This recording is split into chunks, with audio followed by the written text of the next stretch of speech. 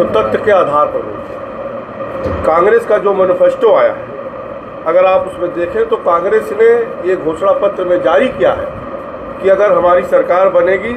तो हम सभी लोगों के प्रॉपर्टी का सर्वे कराएंगे। उसी को आधार बनाकर प्रधानमंत्री जी बोल रहे हैं। और प्रधानमंत्री जी का जो शंका था, कहीं ना कहीं अगर आप देखें कि 25 अप्रैल को कांग्रेस का एक खतरनाक इरादा, जो कि उनके शहजादे के भी सलाहकार हैं,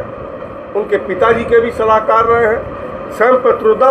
का जो बयान आया है कि अमेरिका के तर्ज पर, जिस प्रकार से अमेरिका में टैक्स लगता है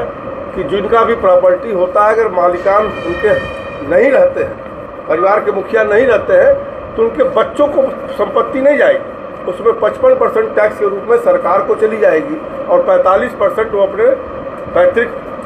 संपत्ति में अपने परिवारजनों को दे सकते हैं। ये बहुत ही खतरनाक इरादा है, क्योंकि भारत की परंपरा रही है कि माँ बाप अपने बच्चों के लिए ही उसकी तैयारी करते हैं, जुटा करके तमाम कष्ट सह करके उस प्रॉपर्टी को बनाते हैं, और ये भारत में नहीं चला जाएगा। वैसे तो राहुल गांधी का ये मुंगेरी लाल का हसीन सपना है, सरकार दूर दूर तक उनकी बनने नहीं जा रही है, लेकिन जिस प्रकार की मानसिकता उन्होंने प्रदर्शित किया है, ये बहुत ही निंदनीय है। प्रधानमंत्री जी ने घोषणा पत्र की बात की है और मल्लिकार्जुन खड़गे उनसे मुलाकात करना चाह रहे हैं और घोषणा पत्र सौंपेंगे। कटाक्ष करते हुए मल्लिकार्जुन खड़गे ने कहा कि कोई मुद्दा नहीं बचा, हिंदू मुस्लिम पे चुनाव लड़ने जा रही है। देखिए, 10 साल के कार्यकाल में प्रधानमंत्री जी और कांग्रेस के तथाकथित जो सेकुलर की राजनीति करने वाले लोग, जो 2014 के पहले से हमेशा जाति और धर्म,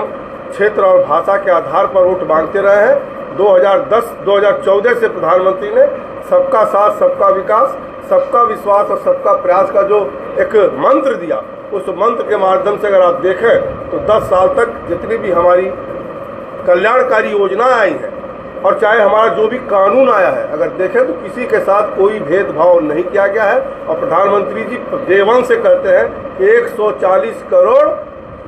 भारतवासी हमारे परिवार के सदस्य हैं, उसमें हिंदू भी आते हैं, मुसलमान भी आते हैं। ठीक है।